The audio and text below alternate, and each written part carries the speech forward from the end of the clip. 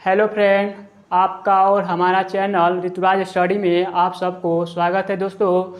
तो आइए दोस्तों, आज हम सबसे पहले एक न्यू अपडेट निकल कर आ रहा है। वो अपडेट रिलेटेड है मैट्रिक और इंटर से। यानी वो अपडेट क्या है जानते हैं।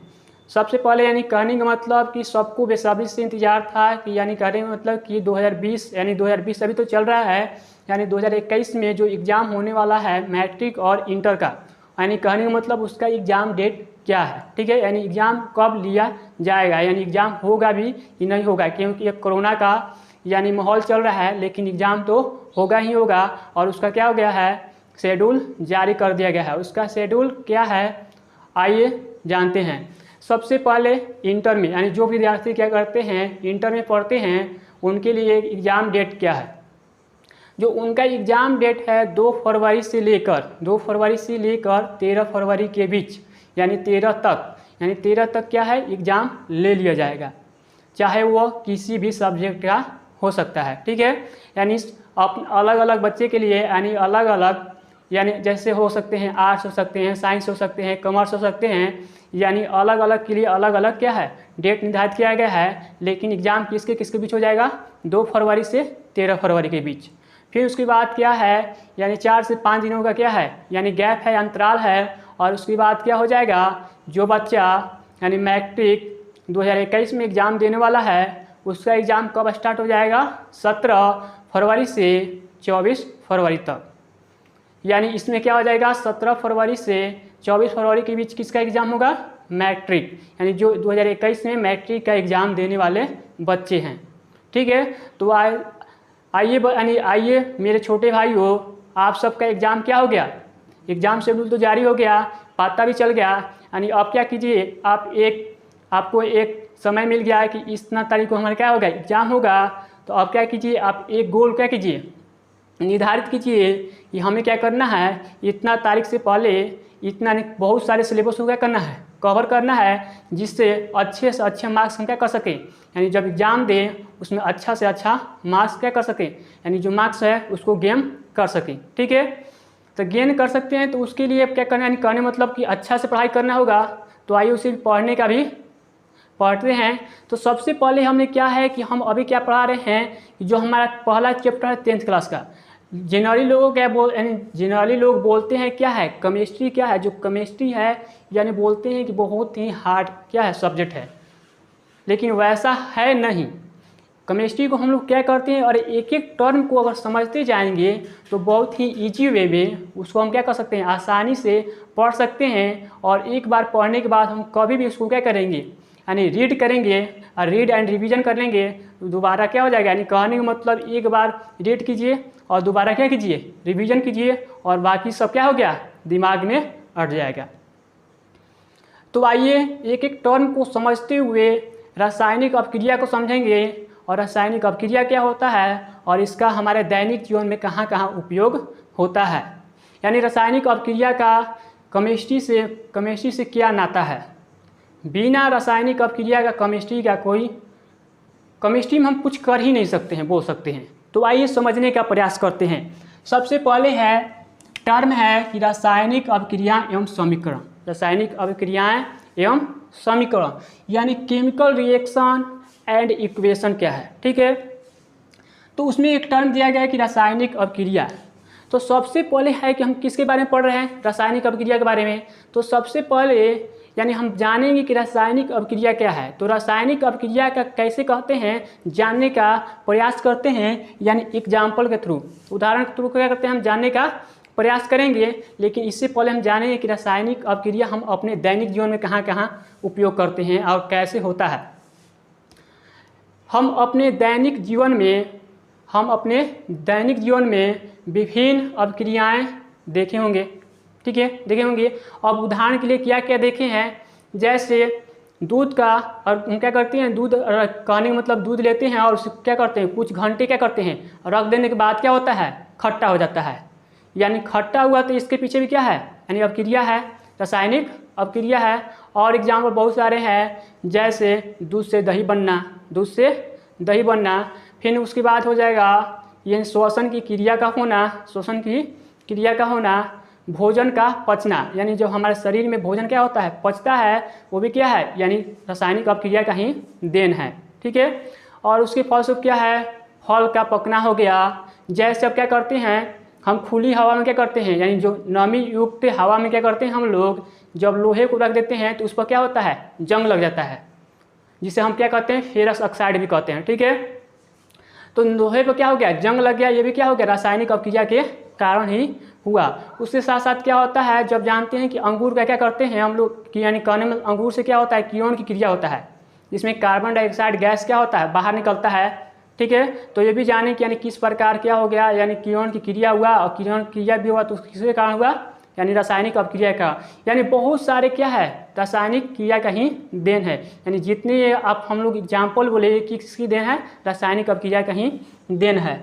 तो आइए से क्या करते हैं, अब हम क्या करते हैं, रासायनिक अपक्रिया का परिभाषा एग्जाम्पल के थ्रू जानते हैं। और यानी कहने मतलब कि हमें रटना नहीं पड़ेगा, यानी रासायनिक अपक्रिया होता है तो क्या होता है, हमें रटना नहीं पड़ेगा। जिन्हें लोग क्या करते हैं, रट जाते हैं और समझ में तो कुछ नहीं आता है, लेकिन हमें क्या करना है, यहाँ समझना है कि होता क्या है एक्चुअल में। तो आइए इससे समझने का प्रयास करते हैं। पहले है देखिए, यहाँ दिया गया सब तो आप जानते हैं कि मैग्नीशियम है और एक क्या है, ऑक्सीजन है। ये दोनों क्या है, तत्व है। और इससे यानी कहने का मतलब यहाँ लिखा हुआ है मैग्नीशियम ऑक्साइड। आपको तो अभी पता ही नहीं चला होगा कि मैग्नीशियम ऑक्साइड लिखा है तो क्यों लिखा है। ठीक है, अगर जानते हैं भी होंगे तो बहुत अच्छी बात है। ठीक है, तो यहाँ क्या है, मैग्नीशियम है, ये क्या है, ऑक्सीजन है। ठीक है, ये इसके बारे में हम बहुत सारे पिछले क्लास में तो डिस्कस भी कर दिए कि दोनों क्या है, तत्व है।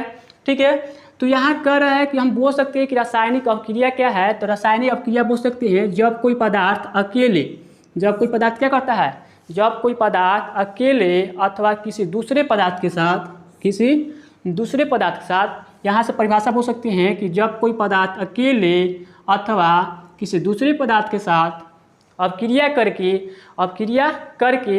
एक या एक से अधिक का, जैसे एग्जाम्पल लेंगे, एक से अधिक के लिए भी लेंगे।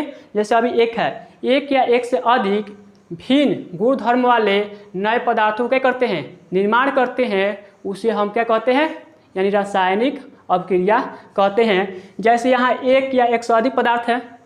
ठीक है, यानी यहाँ एक या एक से अधिक पदार्थ है, अपक्रिया करके एक या एक से अधिक नए पदार्थों के क्या है, नए पदार्थ यानी भिन्न गुण धर्म वाले, यानी जैसे पहले थे वैसे अब क्या है, नहीं है। यानी पहले था ऑक्सीजन मैग्नीशियम, लेकिन उसके बाद अपक्रिया फलस्वरूप क्या बन रहा है, मैग्नीशियम ऑक्साइड, यानी भिन्न गुण धर्म वाले, यानी भिन्न गुण धर्म वाले क्या, नया पदार्थ बना, एक नया पदार्थ बना। इसी प्रकार और एक और एग्जाम्पल लेते हैं, एग्जाम्पल लेने के समझने का प्रयास करते हैं। जैसे एक होता है जेडेन, इसको जिंक या जस्ता बोलते हैं। अब क्रिया कराना है सल्फ्यूरिक अम्ल H2SO4 से अब क्रिया कराते हैं। तो अब क्रिया कराएंगे तो क्या हो जाएगा, यहाँ हो जाएगा जेडेन SO4, जेडेन SO4 और प्लस क्या हो जाएगा, H2, प्लस क्या हो जाएगा, H2 हो जाएगा, जेडेन SO4 प्लस H2 हो जाएगा। ठीक है, तो यानी कहने का मतलब इसमें क्या लिए, एक जब यानी क्या हुआ, जब अपक्रिया कराए एक या एक से अधिक पदार्थ, जब क्या कहते हैं, परस्पर अपक्रिया कराते हैं, और अपक्रिया कराने के बाद क्या हो गया, एक या एक से अधिक भिन्न गुण धर्म वाले, यानी जो पहले थे वो बाद में नहीं है, वो क्या है, भिन्न गुण धर्म वाले हैं, और इसे हम क्या कहते हैं, रासायनिक अपक्रिया कहते हैं। अब दूसरा टर्म आ गया कि रासायनिक समीकरण क्या कहते हैं, किसे कहते हैं, यानी रासायनिक समीकरण किसे कहते हैं। तो रासायनिक समीकरण किसे कहते हैं, तो आइए समझने का प्रयास करते हैं। जब हम किसी रासायनिक समीकरण को हम क्या करते हैं, लिखते हैं, तो उसमें क्या होता है, यानी उत्पाद होता है और क्या होता है, यानी अभिकारक और उत्पाद होते हैं। तो इसे भी समझने का प्रयास करेंगे कि अभिकारक क्या होता है और उत्पाद क्या होता है। पहले इसे जान लेते हैं, उसके बाद क्या करेंगे, जानेंगे कि रासायनिक समीकरण क्या होता है। सबसे पहले हम लोग दो तत्व लिए, मैग्नीशियम और ऑक्सीजन, और अपक्रिया कराए तो क्या हो गया, मैग्नीशियम ऑक्साइड बन गया। ठीक है, मैग्नीशियम एक क्या है, धातु है। ठीक है, जनरली हम लोग क्या करते हैं, जो प्रयोगशाला में मैग्नीशियम रहता है वो मैग्नीशियम के रूप में ना रहता है, यानी जो मैग्नीशियम हम लोग धातु क्या करते हैं, यानी जो तत्व लेते हैं वो क्या होता है, वो बोल सकते हैं जो प्रयोगशाला में रखा जाता है मैग्नीशियम, वो मैग्नीशियम फीता या मैग्नीशियम तार रखा जाता है, जिस पर ऑक्साइड का क्या होता है, परत होता है, जिसे हम क्या करते हैं यानी किसी भी अलग यानी दूसरे तत्व से क्या करना है, रिएक्शन कराना है, उसे हम क्या करते हैं श्रेष्ठ पत्र या सैंड पेपर से उसे क्या करते हैं, रगड़ते हैं। रगड़ते हैं इसलिए हैं कि उस पर क्या होता है यानी ऑक्साइड का जो परत होता है वो परत क्या हो जाए, हट जाए, और ताकि आसानी से आप क्रिया कर सके। ठीक है, तो ये मैग्नीशियम हो गया, ये एक ऑक्सीजन हो गया। ठीक है, जब आप क्रिया कराए यानी कहने का मतलब कि ये वातावरण क्या है, ऑक्सीजन मौजूद है और उससे क्या कर रहा है, रिएक्शन कर रहा है। जो वातावरण में ऑक्सीजन मौजूद है उससे क्या किया, रिएक्शन किया, और रिएक्शन करके क्या बनाया, मैग्नीशियम ऑक्साइड। तो वहीं क्या किए, ये क्या आप समझने का प्रयास करेंगे, जो आपको ये दिख रहा है, ठीक है, मैग्नीशियम और ऑक्साइड, यानी सबसे पहले एक आपको तीर का निशान दिख रहा है। ठीक है, और जो तीर का जो फिगर है या निशान है जिसको दिख रहा है, ये क्या है, एक साइड क्या है यानी हेड है, एक साइड क्या है, पूंछ है। ठीक है, जो जिस साइड हेड रहता है उस साइड क्या होता है, यानी उसे कहते हैं हम लोग उत्पाद या प्रोडक्ट कहते हैं, उत्पाद या क्या कहते हैं, प्रोडक्ट कहते हैं। और जिस साइड क्या होता है यानी टेल होता है यानी पूंछ होता है, उस साइड हम क्या कहते हैं यानी अभिकारक, या इसी को बोलते हैं रिएक्टेंट। क्या बोलते हैं, उत्पाद या रिएक्टेंट बोलते हैं। ठीक है, अब उसी में होता है एक लेफ्ट साइड होता है, एक राइट साइड होता है। जैसे ये राइट साइड है, इसे बोलते हैं यानी RHS, राइट हैंड साइड। ठीक है, ये क्या है यानी इसी को अभिकारक, रिएक्टेंट या बोल सकते हैं लेफ्ट हैंड साइड, यानी LHS हो गया। ठीक है, ये RHS हो गया। ठीक है, तो यानी कहने का मतलब क्या, और जो प्लस का साइन आपको इंडिकेट कर रहा है, यानी जो प्लस का सिंबल है किसको इंडिकेट कर रहा है, जब क्या होता है, ये क्या करता है, दो अभिकारकों के बीच क्या करता है, इंडिकेट करता है, या दो उत्पादों के बीच क्या करता है, इंडिकेट करता है।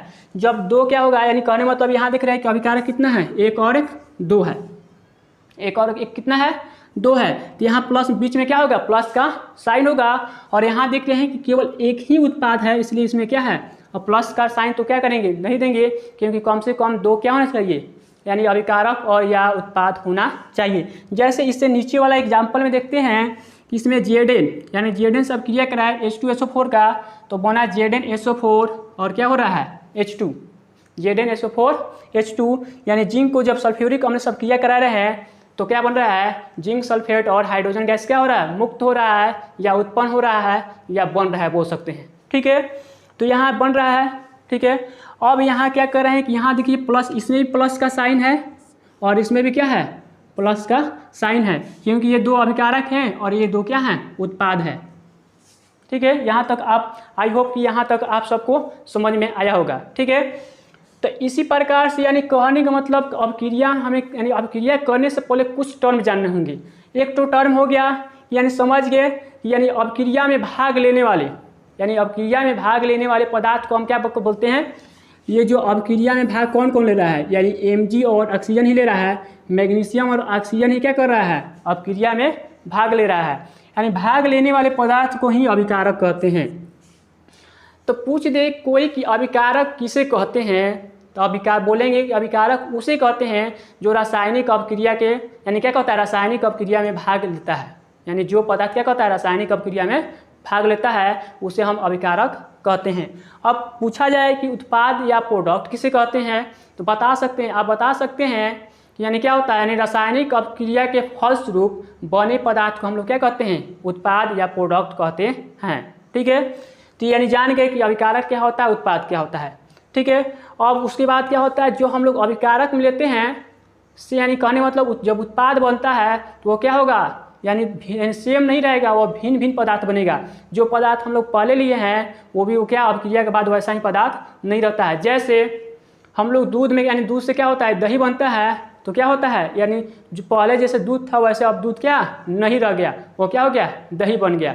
तो उसमें रासायनिक अपक्रिया हुआ, उसी प्रकार से क्या होता है, बहुत सारे रासायनिक अपक्रिया होते हैं जिससे नए नए पदार्थ क्या होते हैं, निर्माण होते हैं। तो ये क्या है, आज का हमारा टॉपिक यही है कि हम लोग स्टार्टिंग से एक एक पॉइंट को सीखते जाएंगे कि केमिकल यानी रासायनिक अपक्रिया क्या है और इसका समीकरण। अब आते हैं समीकरण, जो कि हम आपको बताए थे कि पहले इसको समझते हैं और इसको समझने के बाद हम क्या करेंगे, अब रासायनिक समीकरण को समझेंगे। तो रासायनिक समीकरण क्या होता है, जैसे ये क्या हो गया, रासायनिक अपक्रिया हो गया। एक जैसे क्या होता है, बोल दिया गया कि आपको क्या करना है, मैग्नीशियम के साथ ऑक्सीजन का अपक्रिया कराना है, मैग्नीशियम के साथ ऑक्सीजन का अपक्रिया कराना है। तो अब बोल दिया गया ये, तो एक क्या बोल दिया गया, एक लैंग्वेज यानी एक वाक्य में बोल दिया गया, और उसे हम क्या किए शब्द में, यानी मैग्नीशियम और ऑक्सीजन क्या करिए यानी शब्द में लिख दिए। यानी इसी को बोल सकते हैं ये क्या हो गया, शब्द समीकरण हो गया, शब्द समीकरण हो गया, क्योंकि ये शब्द में लिखा हुआ मैग्नीशियम ऑक्सीजन, और इससे अब क्रिया करने के बाद क्या हो रहा है, मैग्नीशियम ऑक्साइड बन रहा है। लेकिन इसमें क्या करना है, जब हम क्या करते हैं, जब किसी रासायनिक अपक्रिया में यानी अभिकारक और उत्पाद की जगह हम लोग क्या करते हैं, उत्पाद की जगह यानी कहने मतलब कि उनके सूत्रों का प्रयोग करते हैं, तो उसे हम रासायनिक समीकरण कहते हैं। यानी उनका सूत्र क्या प्रयोग किए, यानी मैग्नीशियम का क्या प्रयोग किए, उनका सूत्र होता है Mg, और ऑक्सीजन का सूत्र क्या होता है O2, यानी उसकी प्रकार क्या होता है, मैग्नीशियम ऑक्साइड का फार्मूला होता है MgO। ठीक है, ये समीकरण बता सकते हैं कि आप संतुलित है या नहीं, यानी संतुलित मतलब कि यानी बैलेंस है कि नहीं, यानी बैलेंस यानी कहने मतलब जो रिएक्शन है बैलेंस है कि नहीं, बैलेंस यानी बैलेंस मतलब क्या होता है, बैलेंस मतलब क्या होता है, संतुलित। ठीक है, तो बैलेंस नहीं है, तो बैलेंस करने के लिए मेथड भी हम लोग आगे जानेंगे इसी चैप्टर में, यानी रासायनिक समीकरण को संतुलित कैसे कर सकते हैं, मात्र 5 से 10 सेकेंड में कैसे इसको हम लोग रासायनिक समीकरण को संतुलित कर सकते हैं, इसे भी आगे हम लोग क्या करेंगे, जानेंगे। और इसके साथ साथ जानेंगे बहुत सारे रिएक्शन होते हैं, कभी एक पदार्थ टूटकर एक या एक से अधिक नए पदार्थों का निर्माण करता है, कभी क्या करता है एक या एक से अधिक पदार्थ, ठीक है, अब क्रिया करके क्या करता है, एक पदार्थों का निर्माण करता है। यानी कहने का मतलब कभी यानी एक से अधिक पदार्थ यानी मिलकर एक पदार्थ का निर्माण करता है, कभी क्या करता है एक पदार्थ टूटकर यानी बहुत सारे पदार्थों का निर्माण करता है, या बहुत सारे रिएक्शन हम लोग पढ़ेंगे। कुछ रिएक्शन ऐसे हैं जिसमें क्या हो रहा है, ऊष्मा उत्पन्न होता है, और कुछ में क्या होता है, अवशोषित होता है। यानी कुछ क्या करता है, अपने अंदर ऑब्जर्व करता है, और कुछ क्या करता है, उत्पन्न करता है यानी बाहर निकलता है। यानी बहुत सारे हम लोग इस चैप्टर में रिएक्शन को हम लोग क्या करेंगे, पढ़ेंगे। तो इस सबसे पहले हम लोग क्या पढ़े कि रासायनिक समीकरण क्या है। रासायनिक समीकरण को जाने के यानी बहुत कुछ टर्म जानेंगे, यानी कहने मतलब सबसे पहले हम लोग क्या क्या टर्म जान गए कि रासायनिक समीकरण क्या है, रासायनिक समीकरण का परिभाषा क्या है जान गए, और इसमें जान गए कि रासायनिक समीकरण क्या है, और रासायनिक जो अभिक्रिया होता है उसमें कौन कौन सा टर्म हो गए। तो उसमें क्या हो गया, एक टर्म हो गया सबसे पहले अभिकारक जान गए क्या होता है, रासायनिक अभिक्रिया में भाग लेने वाले पदार्थ को अभिकारक कहते हैं, या इसे LHS नाम भी दे दिया गया है। ठीक है, यानी क्योंकि ये क्या है, ये राइट साइड है और ये लेफ्ट साइड है, इसीलिए लेफ्ट हैंड साइड, और इसे क्या बोल दिया गया, राइट हैंड साइड बोल दिया गया। इसी प्रकार से हम लोग क्या कर सकते हैं, बहुत सारे रिएक्शन अभिक्रिया कर सकते हैं। ठीक है, तो आई होप दोस्तों आपको यह सेशन अच्छा लगा होगा। और इस एक तो हमारा क्या था, यानी कहने मतलब क्लास 10th का केमिस्ट्री का चैप्टर 1 का क्या है, इंट्रोडक्शन क्लास है, इसीलिए इसमें क्या है कुछ ही हम यानी कहने मतलब बहुत ही कुछ सीखे होंगे, बहुत कम मात्रा में, लेकिन इससे आगे हम लोग क्या करेंगे, इससे चैप्टर से रिलेटेड इतना बहुत बारीकी से यानी एक एक पॉइंट को समझते हुए हम लोग बहुत कुछ सीखेंगे। तो आई होप आपको यह सेशन अच्छा लगा होगा। तो दोस्तों आप तैयारी में लग जाइए, और इसका हम लोग क्या क्या करेंगे, आपको जितना से जितना हो सके आपको अच्छा यानी करके देंगे। तो दोस्तों आप सबसे प्लीज़ रिक्वेस्ट है कि आप सब इस चैनल को अधिक से अधिक शेयर कीजिए, और जो लोग अभी तक सब्सक्राइब नहीं किए हुए हैं कृपया क्या यानी वीडियो के नीचे यानी सब्सक्राइब का बटन दिया होगा उसको आप क्या कीजिए, प्रेस कीजिए, और साथ क्या आएगा, और सब्सक्राइब करने के बाद एक बेल आइकन का घंटी आएगा उसको भी आप प्रेस कर दें, ताकि आपको समय समय पर क्या हो सकता है, समय समय पर आपको नोटिफिकेशन मिलता रहे, जब भी हमारा वीडियो क्या होगा, अपडेट होगा, सबसे पहले आपको प्राप्त हो जाएगा। तो आई होप कि आपको यहाँ तक सेशन अच्छा लगा होगा। तो thank you, okay, have a nice day.